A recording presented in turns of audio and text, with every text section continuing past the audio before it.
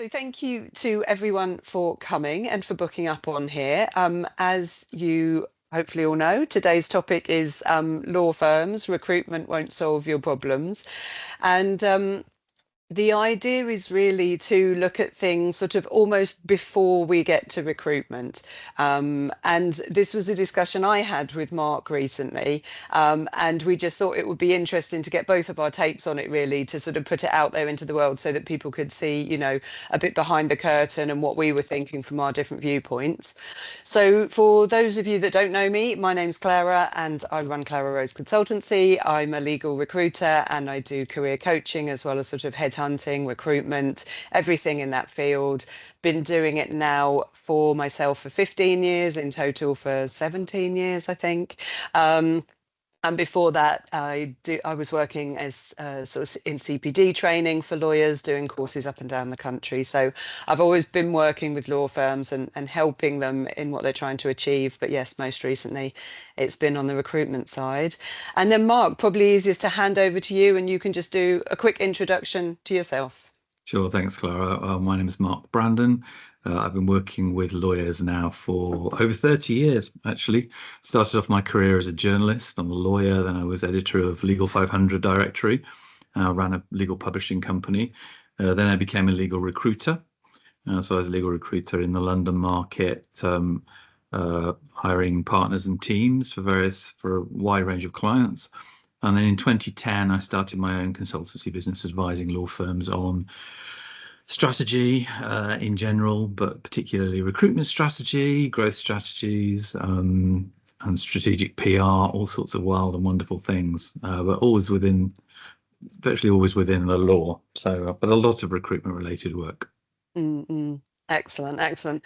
Well, yeah, I mean, what we were going to do is just do this as a, question and answer. So I've already sort of come up with some questions to ask. So I'll just dive in, really. Generally then, Mark, what do you see as the most sort of common problems which give rise to issues in recruitment? It's a huge Wow. question. Huge, broad question, and there's lots of different answers. So, just rattling off through a few thoughts, really. I think primarily I think law firms often underestimate the challenge of recruitment. I think they don't plan for it. I think they go to recruiters too early before they've actually done the thinking, the business planning, succession planning, all that kind of thinking around being a bit more strategic about recruitment. I think then when they're in process, I think kind of a lack of thought about how to run the process, being consistent, about keeping the process nice and tight, about sharing information. If you've got various different types of various different recruit people involved in the recruitment process, very often don't really share information. Interviewing isn't consistent. And people imagine that it's something that they should just be able to do naturally. Oh, I'm quite happy to be, I'm interviewing clients all day. Of course, I can interview a new hire.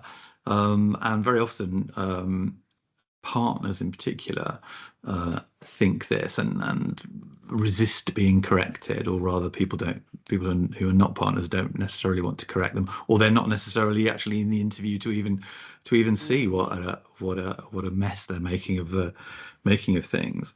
So I think there's lots of things going on in the process as well, and I think by then when we actually get to the point of offer, I think there's a whole new range of difficulties that firms get themselves into, not thinking about pay, not thinking about progression. But I think more generally, I think a real lack of thought and a lack of planning about recruitment and how it fits into the firm's overall strategy. I think that would be my main thoughts. I mean, I think I would agree. I think a lot of the recruitment that I do is quite reactive. So it's, the classic is so and so is leaving, retiring, moving on, having a baby, whatever it is. We need another one of them in, and that's that. That's sort of the end of the thought process. Maybe without thinking whether that person actually was the exiting person, whether they were actually in the right space for the team or whether it was simply where they ended up. I guess that's the thing, isn't it? That's what you're saying, like with the succession and the planning and the big picture, rather than assuming that the structure that you have is perfect, so let's just replace them. Yeah. Kind of what are we actually trying to achieve for the long term? I definitely see, you said as well about being clear about, what the role entails as well, and that kind of Mm. thing, because again, you can have people come in where they don't necessarily understand. The classic is a senior associate. If a senior associate's coming in, how much management are they doing? How much supervision are they doing? How much marketing are they doing? And how does that fit with the partner? And how Yeah. confident is the partner? Because there can be, if the senior associate is next stop partnership, then they're looking ahead and the partner's looking behind, wondering what that person wants because it wasn't made clear at the recruitment sort of thing. Yeah, yeah, absolutely. Absolutely. Yeah, yeah, no, fair enough. Um, Oh, someone's put a question in. That was all. I was wondering whether to do them as we go along. If there's a pause, I'll do them as we're going on. It's Yeah. uh, someone says being on the other side of this, especially in a small practice, it's so difficult to attract talent when the competition is rife for good people. Giving thought to the employer brand is a tough one. Yeah, absolutely. I think that's spot on. I think part of this for me, this stems with a lot of this stems from how law firms manage themselves and how partners in particular begin to view a lot of associates as almost kind of just production units, producing billable units all the time.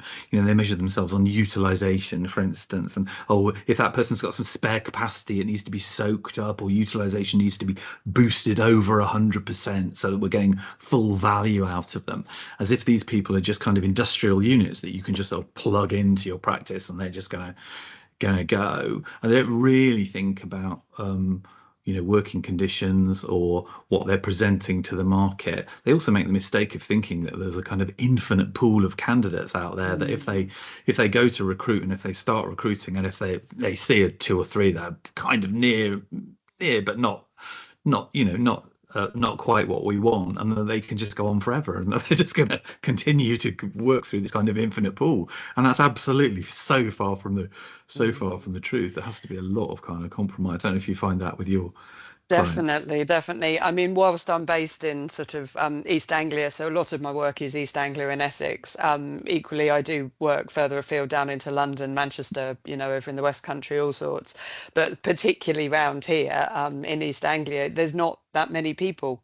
If we do searches all the time, someone will be looking for, an employment lawyer or something like this in a certain PQE, and once you've done that, just that basic long list of who's out there, there might be 12 people or something. Well, then you take off, how many people are happy, how many people are busy, how many people are, doing something else in their life right now. You could be lucky if you talk to two or three people, and Yeah, that's the whole market. And my goodness, if you can get one of them to interview, you'd better you'd better not find too many faults with them. Do you know what I mean? Because like you say, there's not an infinite pool, and then it's sort of like, oh, maybe we can find someone coming into the market geographically, and so you might, but it's what are the chances of the stars aligning, for that to yeah. happen? So I think it's yeah, it's a definite factor, isn't it? Um, Absolutely. I mean, it's about gaining a good understanding of who you are as a firm and as an employer, and mm, and the various different markets that you're mm, fishing in, which are going to be variable over time. It may be that demand is really high in one particular area at the moment, and not at all in another area. And that's mm, where strategy comes. That's where strategy comes into it, strategic thinking and plugging your, as I say, not just treating your associates as kind of production units that you can just bolt onto the firm and they're just going to start producing, but actually thinking, well, what are we doing? What are we doing with mm. this business? Where do we want to go? How do we want to grow it?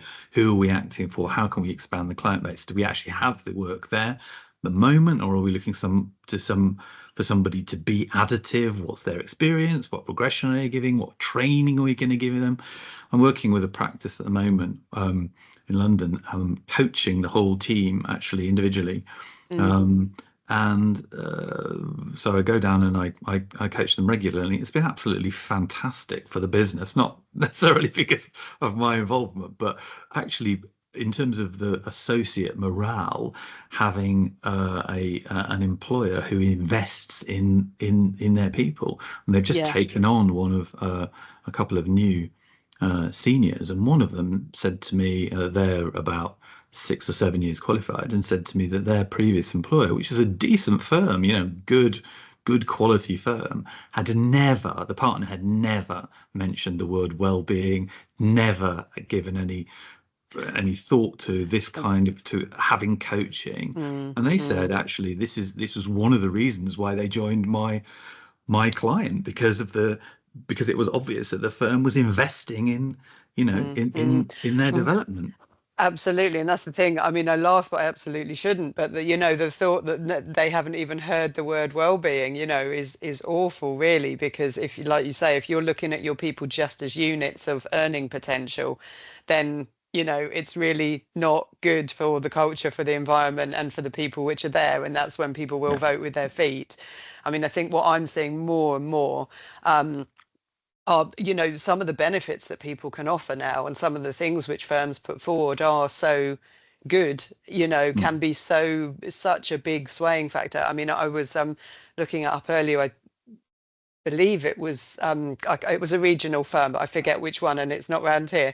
But they were offering 6 months of paid maternity or paternity leave. If you were a person who had a child, then you got 6 months of paid leave, and that's phenomenal. That's life Yeah, changing yeah, for yeah, people, amazing. because that's seeing a child grow up that you wouldn't otherwise see. Uh, you know, so it's huge, and as a benefit, that's an actual sort of life perk. Mm. That's something that people can do things with. What have you seen? Is there anything else that struck out to you that where sort of on the ground people have been so pleased for a benefit because it's around that sort of treating them as a human, or the well-being? I mean, I guess the I, coaching, you're saying that's something which, even that was something which they were shocked that they'd found. Yeah, absolutely. I mean, they're completely blown away, and the team as well there, involves legal apprentices and actually paralegals who are doing training contracts. So, something like coaching is often seen as quite a high level intervention for partners and seniors, but actually it's proving really effective at a junior level, and also giving people a sense of what they may be able to achieve, which after all is what you want. If you're a Mm, if you're a law firm that's looking to grow, you want your people to be absolutely the best versions of themselves, and to be happy and to be motivated and to understand what their role is, and to be you know developing their own talents. And how mm, I think there's this sort of expectation. Partners, I think, forget where they've come from. There's a degree to which they're sort of saying like, oh well, why should we give these things, because that didn't happen in my day and age, kind of thing. yeah, Oh, I'd never had that. I never had that when I was a trainee, or I had to work, I had to work 18 hours a day, and they should too, kind of thing. And the world has changed, unfortunately. The world yes, has changed, or fortunately, actually, the world has changed post COVID. But I think it's also changed generationally. The current generations coming through associateship um, have different career aspirations, and so mm, firms are having to be much cleverer, I think, in terms of what they're offering um, you know, to, to new joiners. And particularly, I think you're absolutely right to point up the challenge faced by a lot of regional practices, because there, the candidate pools they're fishing in are tiny, yeah, potentially tiny, and looking for returners from London, for instance, or from the big cities, to people moving back. Very often, firms, I think, get stuck into a kind of mindset of, oh, we have to have somebody at, 2 to 3 PQE, and we cannot possibly go above that. Or, particularly at the upper end, they say, oh, we want a 6-year qualified associate and stuff. And then you give them a brilliant 10-year qualified who has no partnership aspirations. They, oh, it's too senior. And it's like, well, yeah, yeah. what are you trying to Well, achieve here? What skills are you trying to plug in? What are you charging this yeah, person out? How does this fit into your business strategy? And no, they yeah. just don't do the thinking, because they're trapped in those PQE. Definitely. And I think it's interesting. So it's the thinking around it, because the PQEs, I always see them as sort of, you know, do we have the junior end? It's do we have time to train them? Do they need to have sort of know enough to stand on their own 2 feet, or sort of when they're more senior again, sort of 5 plus, they can pretty much handle anything. But then the seniority and the personality, I definitely see that where you say it's 10 years PQE. Oh, they'll come in and they'll walk all over, whoever's there, or they'll come in and throw their weight around because they're senior. And you think, well, that's entirely personality based. Mm. So you need to think about what are the criteria for the role, and then what sort of personality are you looking for? Because you can have the most sort of accommodating 20-year PQE person who just wants to go in and do the job and won't ruffle a feather, or you can have someone who's 6 PQE and hell bent on partnership, who's going to come in and ride roughshod over everyone to get to the goal. Yeah. So you can't assume these things on paper, and I think that's obviously what you see as well, is you can read all sorts of things into it. You can read anything into a CV, in truth, because it is just a piece of paper showing a little bit about a person. But I think it's the personality is then what's important. But if you know what you're trying to achieve with your recruitment, then you can test for that over the course of the recruitment process, which is Yeah. what you're saying, making sure you've got the criteria right, sort of thing. Yeah. I noticed we're getting a couple more questions in the Yeah, I know. chat That's what as I was well. thinking. We're chatting away. Um, oh, yeah. What do applicants rank as their top 3 things to attract them? I know what I think, but what would you say, Mark? Oh, that's interesting, isn't it? I think there's a difference between what applicants would say and Mm, what they actually value when it comes down to it, or being in the mm, mm, firm. I think I think pay has to be right. I think you have to start there. And I think there firms often, I find it strange how they sort of sometimes peg themselves to a particular point in the market rather than actually say, okay, well, what's our business plan doing? How much can we afford to pay the people? What's the relationship between what we're trying to achieve from a revenue perspective and what we're actually paying people? mm, I think part of the difficulty law firms have the rod for their own back really is the fact that they can charge different amounts on, say, for instance, corporate work, employment work, you know, mm, conveyancing, but then they insist on paying all of their associates the same within that same kind of band, and the degree of inflexibility sometimes just ends up causing these distortions that they just don't see. mm. Um, and then they come. Often this is addressed by coming up with some sort of Byzantine bonus scheme, which is really difficult to navigate, completely, near on opaque sometimes. That's what I was going to And say. Opaque is the word that I hear used in relation to these things. and it doesn't actually meet the kind of business needs. So I think people, generally speaking, people I meet, they want to be paid fairly for the work that they're doing, and they want the ability to be able to earn more on top of that if they're putting things in, if they're bringing clients in, and that kind of thing. But above all, I think they want to know that the firm is developing them. They're on a career track, and the career track. I wrote a piece for the City of London Law Society magazine recently about this, and it's an incredibly inflexible career in a lot of ways. And there's a sort of golden period between, well, yourself, between kind of 1 year PQE and kind of 5 6 years PQE, where you have to do all the groundwork that you're going to do in your Yep. career to determine what's going to happen afterwards. And there comes a point where you start to get to 8 9 years PQE, and if you haven't made partner, or if you don't want to be partner, then suddenly lots of questions are around, like, oh well, hold on a minute, are they ambitious enough? What are they going to do? Are they plateauing? Are they adding anything? And it becomes really problematic for candidates Mm, at that kind of level, I think, in the market, because it's a really rigid career. yeah, absolutely. So I think, yeah, so I would say definitely money. We're saying the top 3 things. I always think that sort of call it whatever you want, but sort of work-life balance is the easiest way to describe it, of which hybrid plays a big part in Yeah, there, which we yeah, can come on to. It's a topic in itself. But yes, work-life balance, salary progression, that's what I was thinking were the top three, really.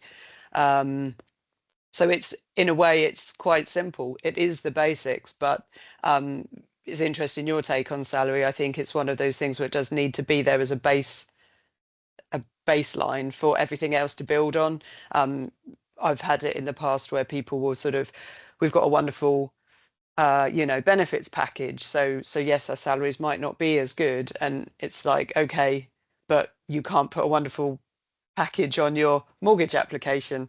yeah, If it's that kind of thing, isn't it? It's a practical basis. Even if it's a bonus, if you can't put it on there as a salary, then that's, it depends what people are looking for in their lives and what they need it for. But sometimes the figure of what they're earning is actually very important for a lot of life choices at their end. So if you don't support people in that, then it becomes a non-starter if you're not careful, if you don't sort of meet their baseline. yeah. Um, Another question then, Gen Z, you touched on the different generations, and I think it's fine. I think it is true. Have you found there's a difference between partners and new associates in terms of approach to work?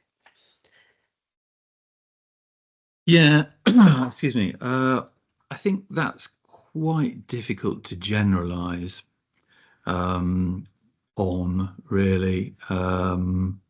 I think there is, in terms of people in Gen Z having a kind of, I don't think they put as much store by being partner. They see partners working ridiculous hours and they just don't want to be that person. They Mm, do, as you say, mm, they want that kind of work-life balance. I think when it actually comes down to it, though, I think the industry has become something that suits some people and does not suit other people. And it suits particular, I think there's a kind of nature nurture thing. So I think what the training system does is it sort of takes a load of people and then whittles them down to the people who can kind of stand the training, and then puts them into training and then whittles yeah. that down and then qualifies people and then that gets whittled down, and it's this constant sort of whittling away until you're actually getting to people who can actually stand the heat in the Mm, kitchen, because it is getting hotter and hotter in there. And I think this is, it's a very challenging career. I noticed that there's a big survey um, that you posted the other day, mm, saying that 50% of, I think it was 33% of lawyers were thinking of leaving in the next 5 years, and 50% wouldn't recommend it as a career to mm. juniors. And I can, it's kind of baffling when you look at it from the outside, because you've got this fantastic pay levels compared to most other jobs Yeah. in the country. You've got fantastic working conditions generally. Even in some smaller firms, you've got pretty fantastic working conditions, and you've got a lot of thought um, put to well-being and benefits packages and that kind of thing, and still it's grinding people into paste and kicking them out the door. And it's difficult to see. Um, it's difficult to know what firms can do individually to Mm, mm. to push back on that. I think you just have to do the best with what you've got. I noticed there's another question in the Yeah, chat about that's. what can a smaller firm do. I don't know if you Mm. want to read that one. Is that the well? There's a We have a well-being and packet benefits package that we've put a lot of work into and that we're really proud of. We have a good culture and are very open about this at all stages of our recruitment. But as a smaller firm, we're still finding that salary is the bottom line that candidates keep coming back to time and time again. We can't compete on salary with the bigger firms in the area. What would you suggest would be something else we need to look at that we may not have thought of? What do you think? Oh, it is a tricky one. It is a tricky one, because I mean, I did a piece recently again on sort of the salaries now are, they always have been as long as a piece of string, but that is so true now. So if you look at East Anglia, used to be sort of quite ballpark, you could sort of judge, and I always start with NQ salaries because it's the easiest ones to start with. But now, even in East Anglia, you've got firms in Cambridge who bought their London rates out to Cambridge. So now in Cambridge, you could be an NQ on 100,000. There's one firm that does that. There's probably another two or three that start on 60 or 64 or 70, that sort of level. But then most firms then are sort of 40 to 45. Smaller firms might be the top end of the 30s, and then that sort of thing. So you're talking 38 to 100,000 as an NQ salary in one city.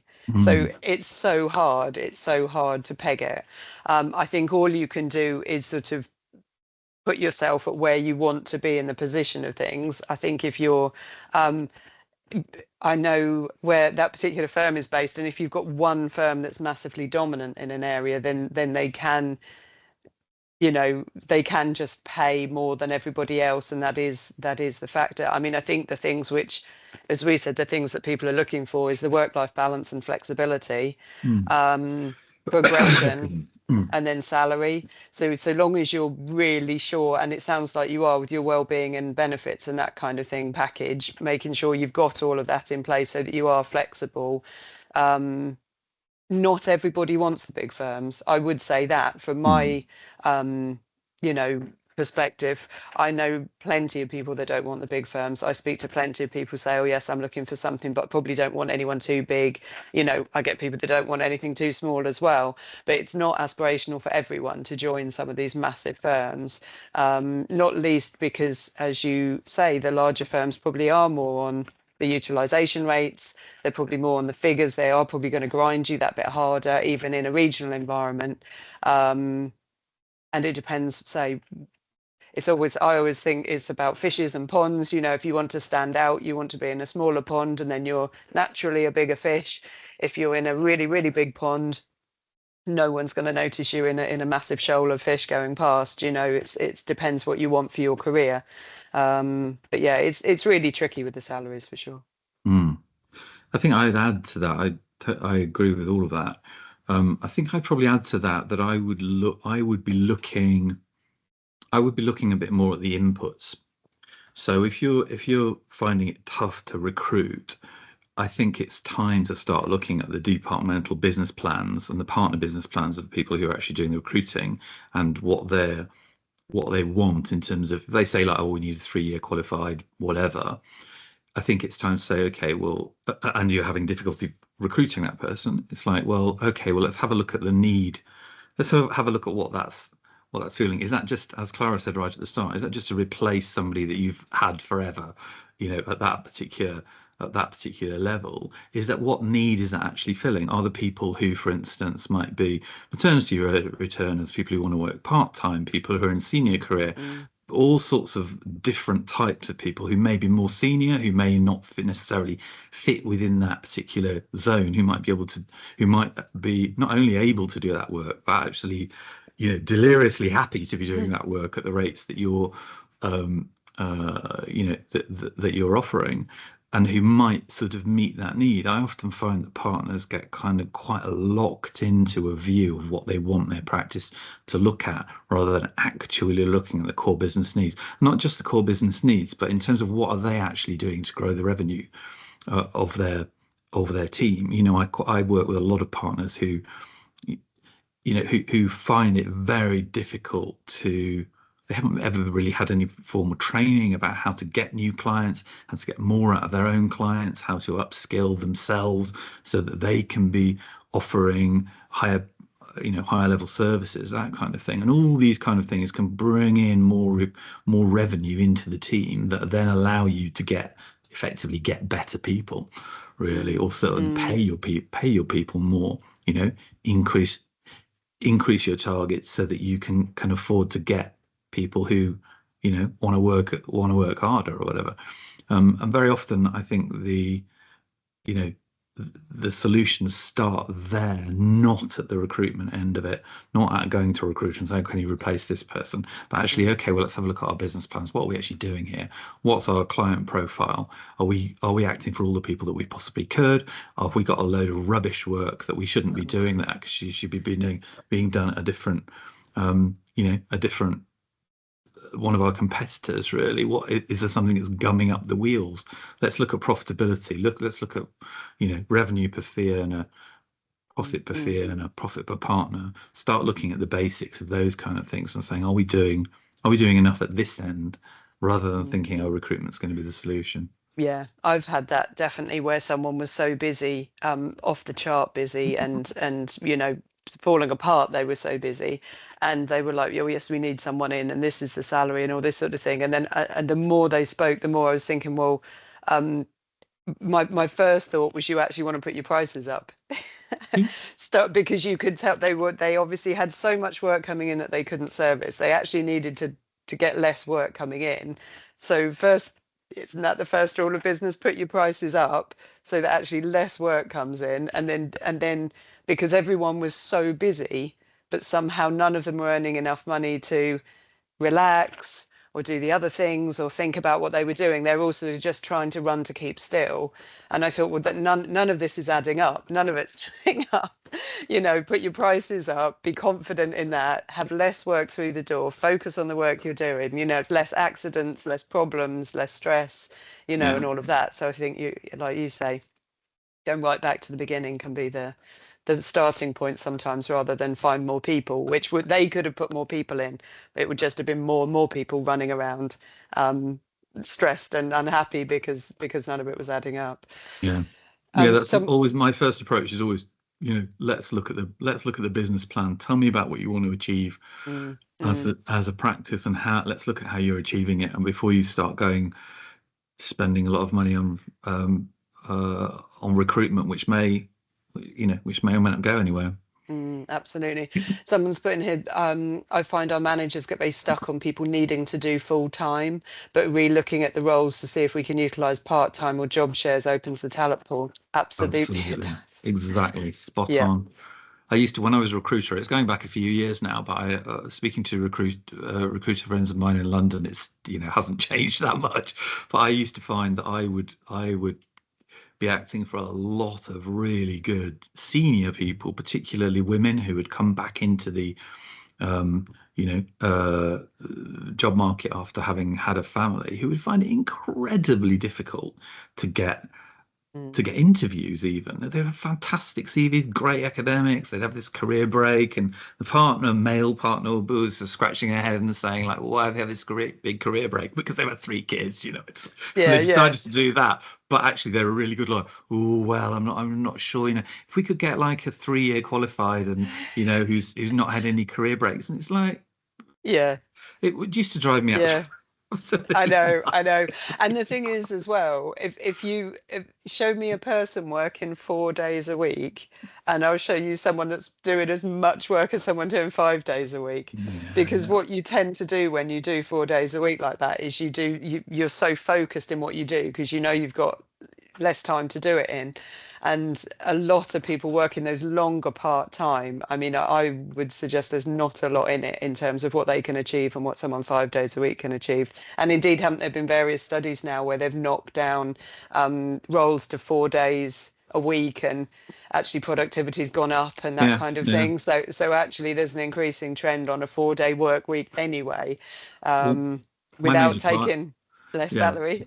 one of my major clients, which is a really big, international law firm, when they went hybrid during COVID, actually found productivity went up in virtually every Right. area, Yeah. because people were focused, and actually, in fact, they've kept hybrid working on.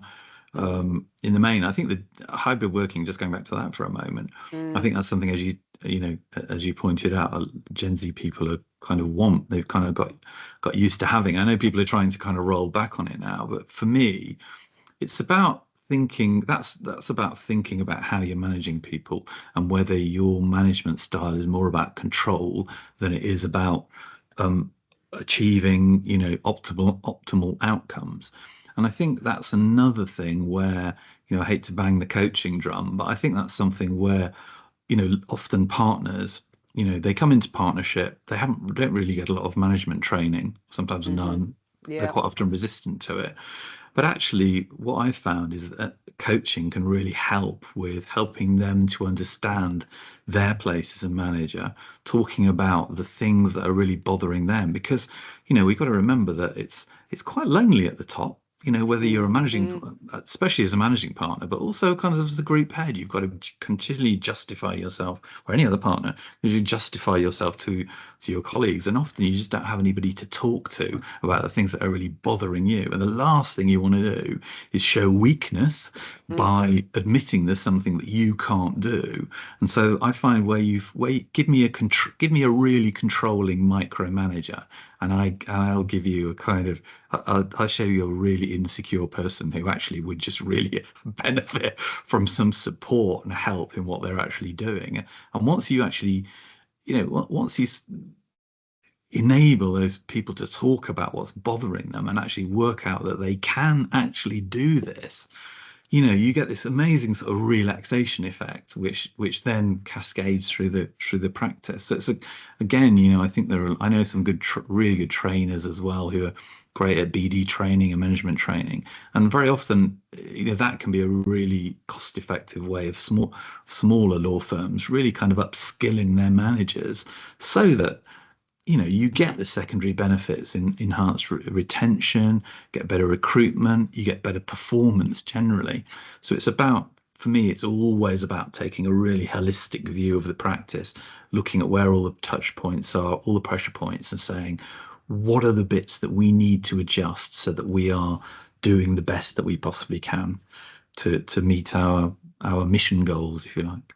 Yeah, definitely, definitely. And I think, yeah, it's so true with the hybrid, is that it's sort of expected in lots of cases now. It's sort of, it's not that they want it because it's a perk. It is now at the point. I mean, Yeah, law is a desk-based, give me a laptop and a phone and I can do it anywhere type job. That is the reality of it. At least a lot of the work can be done in that way. yeah, And so with a bit of diary management, it's perfectly achievable to do hybrid, as now everybody knows. Um, and it's also proof of your IT systems. It's a bit, I think, as you said, really with the management, it's almost the easiest way to manage people is everyone's there and I can see them. yeah, That feels like the easiest way to do it. They're all there. I can all see they're all working. That's it. My job as a manager's done. You have to sort of actively manage a bit more if people are remote. But if you are actively managing anyway, then people can work remotely or in the office, and it shouldn't matter. yeah, And I do always think as well, by the time, as you said, the whole process is whittling people down. By the time you've done your academics, you've done your training, you've done your formative years and whatever. If you can't be trusted to work from home, then I don't really know how you got into the profession, because most lawyers I know are not actually slackers. If anything, they're yeah, overachievers yeah, who work too hard, too many hours, and all the rest of it. So to actually then sort of not trust them, which is how it comes across if you're not careful to work from home, then you think, well, they're grown-ups. They're doing the job because they want to do the job. It's not the sort of job that needs to be watched for it to be done. yeah, And yeah, you can see the outcome. yeah, With most things, it's time recording anyway, unless you're not time recording. But even if you're not time recording, you've still got to get the pieces of work done in a timely fashion, so you know what the output is. So, yeah, really, you don't need to worry about watching them, is what I always think. And again, then that helps around your talent pool, with your part-time, um, and flexibility and hybrid and work-life balance. That can pull hmm, in all sorts of people that can't do it for other reasons. yeah, So, yeah, I know various people, someone I spoke to recently, where one of the people in the couple has a 3 day a week, they have to be down in London, so then they can do 2 days a week in the office and this sort of thing. So mm, everyone's juggling things, aren't they? Everyone's juggling things because they've got childcare pickup duties which they share between them and that sort yeah, of thing. But say, it is all about juggling things. Um, One of the questions that we've forgotten to ask really as we go along, but to go back to my questions which I asked, sure, yeah, yeah, the difference in the recruitment market. We've mentioned COVID, sort of before, during, and after COVID. I mean, hybrid's a massive thing. hmm. Um, but what else have you seen, do you think, over that time? Well, I think the thing that certainly seems to be gripping London at the moment is this continuous kind of upward spiral of salaries. Mm, And I mean, what one phenomenon that I've seen of a few firms have started to sort of space out their associate ranks a bit more to give a bit more air in the pay levels at associate level, um, just because they're facing, escalating escalating salary bills. I mean, part of that is is the massive growth of the US firms in sure. London who've been piling on the salaries. But it, as I say, that causes this kind of upward pull of salaries, which eventually, which then has a knock-on effect to UK firms and then smaller firms and then out to Mm, the mm, regions as well. So it reaches everywhere eventually, and particularly with, the advent of AI being able to, well, I mean, I think the jury's kind of out at the moment as to what effect that's actually going to have. But a lot of the big firms are spending a lot of money investing in AI, getting their lawyers upskilled in AI.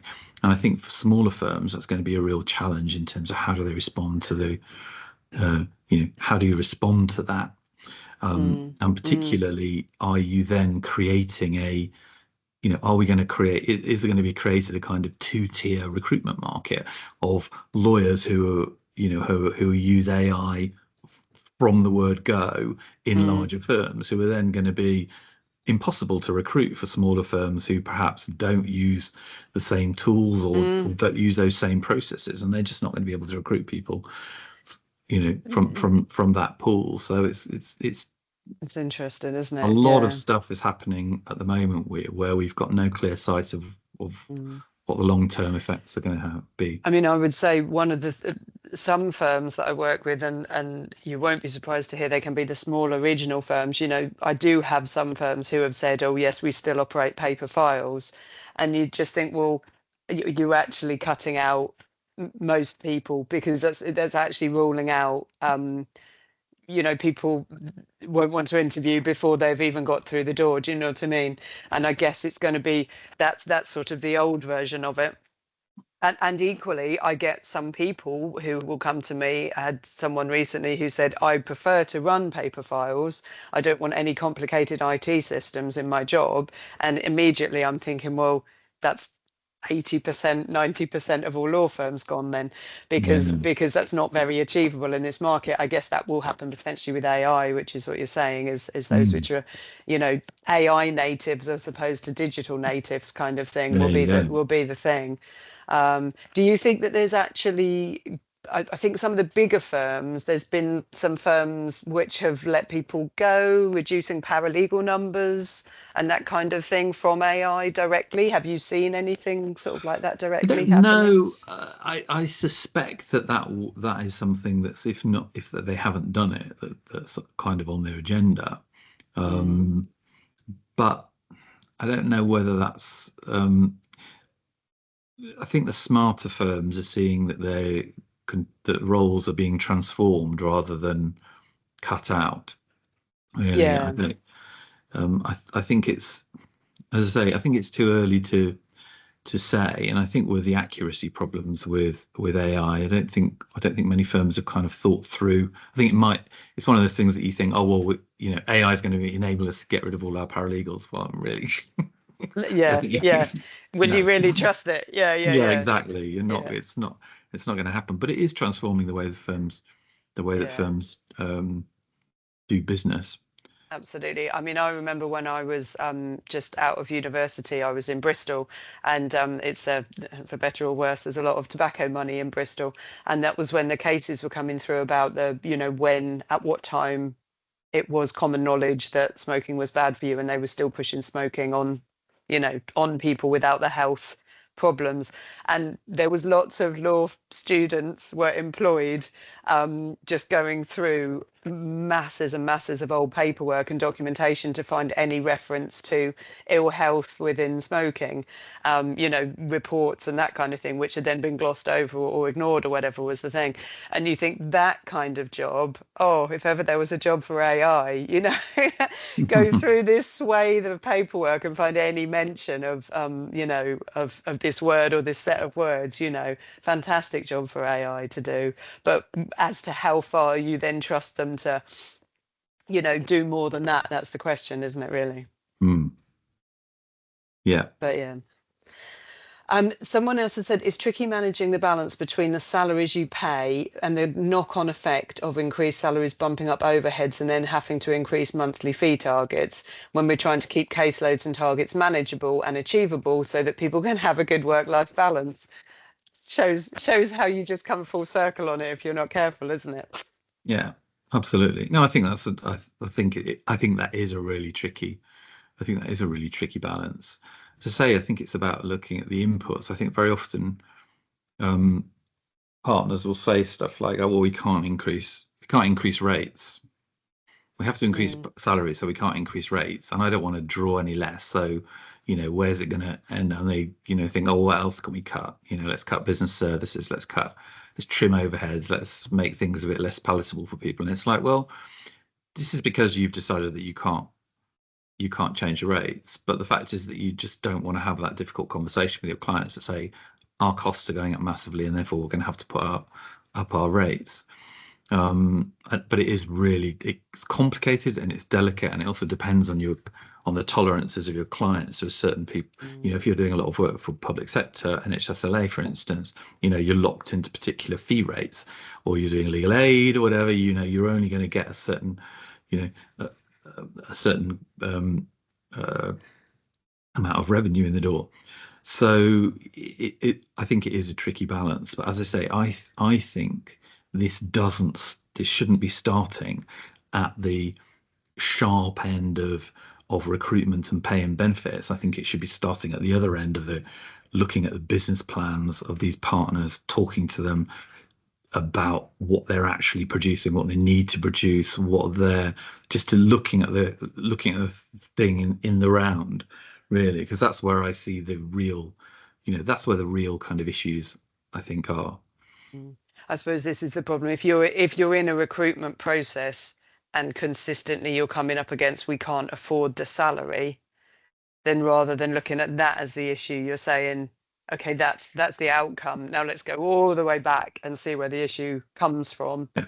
Well, so I that think we it's don't so that we don't get there again, sort of thing, you know. it's real. I mean, this is where I'm kind of brought in quite a lot, really, because I think very often, you know, uh, I spent kind of 8.5 years of my life dealing with law firm HR people who get such a raw deal from law firms. They are often treated like dirt, effectively.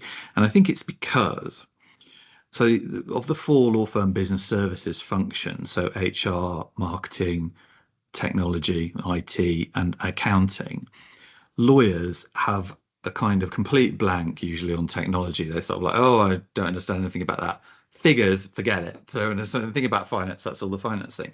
But the problem is with HR and business development, marketing, is that they're things that most lawyers think, well, I could do that, but I'm far too busy and important being a lawyer. I could do that. I could do that much better than the person who's who's in it.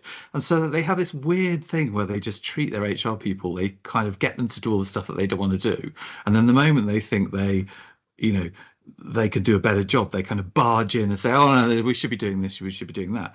And for an HRD or an HR manager to be actually pushing back on salaries and saying, "Look, well, the reason we can't recruit anybody is because you're not paying enough, and the reason you're not paying enough is because you're not earning enough," kind of Yeah, thing. yeah, It's actually that's yeah. quite a difficult It's quite, pushback. yeah, it's That is yeah, quite a difficult pushback. So that's where somebody like me comes in. You see, from managing for yeah.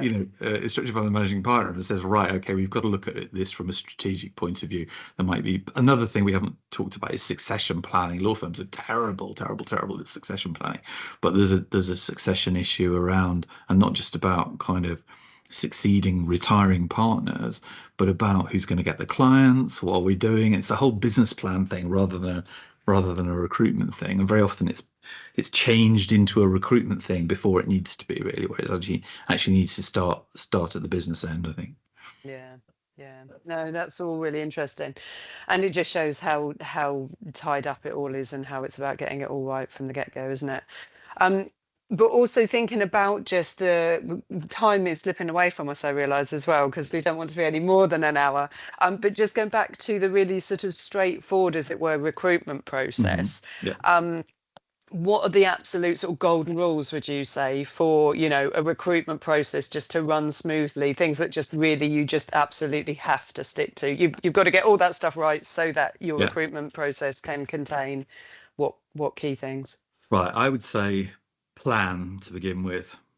Just think really carefully about who you're recruiting, why you're recruiting, what you're recruiting for them. How does this fit into the business plan? Secondly, think about the job description. Have a really good job description, particularly if you're using recruiters. You know, you want a job description that is A, describing the role, but also B, is a sales point for you. And very often what I used to find as a recruiter was that job descriptions were terrible. They were just completely generic, as if Mm, any mm. kind of amorphous candidate could fit into any kind of. But the more specific you can be, the more interesting you make it, and the more you're actually selling to the candidates. Then thirdly, I would say, make sure you plan the process, decide who's going to be interviewing, how good they are at interviewing, have a standard interview if you possibly can. If you can get partners to do that, good luck with that one. But have a standard interview and make sure the information is shared. Make sure somebody's not on holiday for 2 weeks in the middle of your key interviewer goes on holiday for two Yeah. weeks in the middle of the interview process. It needs to be managed as a process. It needs to be a tight process. You need to move smartly through it. The worst thing as a recruiter is dealing with candidates who are waiting to hear back from a law firm that's just too busy doing something else. I'm off dealing with clients. It's far more important than the recruitment process we're in the middle of. Well, actually, to that individual, the recruitment process is the most important thing that's going on in their life. So the fact that you're not getting back to them is just showing this massive kind of disrespect, really. So I'd say be consistent with the process. Make sure you're managing it properly. Make sure you're getting back to people, um, and move smartly through it. And when you see a good person, even if it's the first person you see, if you see that good person, snap them up. Make sure you're paying them properly. I once had a running argument with a law firm who wanted to pay my candidate £1,000 less than they were earning at the moment because they should be wanting to work here. And you just go like, are you A thousand completely pounds. insane? £1,000 over the course of 12 Why would you? paychecks. Why would you do that? I mean, it's just completely insane. It's insulting. It's all sorts of things, So just make sure that you're doing that. Make sure that you're paying people properly, but do the thinking first. Consistent process. No, fair enough, fair enough. Yeah, I think you're absolutely right. Unfortunately, it does come down to if you push things too far, and in terms of the salary or in terms of the time, I think that's like you say, it's that person's what is it, like moving house, moving Yeah, jobs, yeah, getting a divorce. They're all like really, really key things, yeah, and you can't do a recruitment process if it isn't at least in your top three things which you're doing at that totally moment agree. in time. It's got to be a priority, and if it's not a priority, then sort of don't do it until it is, because it's just not going to get the time and energy and effort that it Mm, deserves, and people will, as you say, feel insulted if you're not careful, because yeah. they feel so, second to everything else that's going on. I'd also add, think about the cost. Think about what it's costing you to not recruit. Think about Mm, what it's costing you to not recruiting this particular position. The longer a vacancy stays open, that is lost fee income. mm, That's mm, lost fee income. So that is costing you money to not do that. And I think partners find it quite difficult to get their heads around that. That is costing you money. That's lost revenue, lost profit. Actually, it's lost profit every single day that vacancy remains unfilled. That's not just to say just recruit anyone, but keep mm. that process really tight. Keep it smart. Keep it well managed. Trust your your HR managers, and your recruiters to actually fill that position with the right person for the job. No, definitely, definitely. And I think that's right. Is yeah, yeah, trusting the people in the process to do their job, sort of thing, to get you what you need. No. Um, so yeah, sort of final thing then, just a little bit of a summary overview, I guess. What key things do you think firms can do as of now. I mean, we've sort of covered a lot of things, but key things that firms can do now to move forward to make sure their recruitment is better, as of tomorrow. As of tomorrow. Well, apart from all the stuff I just said, Apart from all the um, stuff, well, I, just the key things out of that, if you know what I mean. yeah, I mean, I think it's about preparation.